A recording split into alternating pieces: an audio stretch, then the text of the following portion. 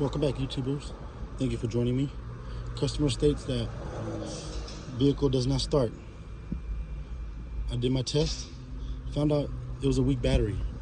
I can tell because it only has 10.16 volts. Typical brand new good working battery should have 12.7 to almost 13 volts just to crank an engine over. This customer needs a new battery. We're gonna go ahead and change the battery on this Toyota Highlander V6, the 2GR FE engine, 10 millimeter. It takes a group 24F battery. Cold crank is gonna be 700. We're gonna go ahead and change it out. These are the battery tie downs. Right here.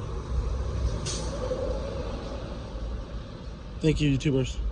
Like, comment, subscribe. So we got the old battery right here. This is the new battery.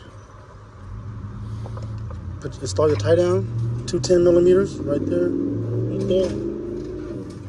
Got your positive terminal, negative terminal.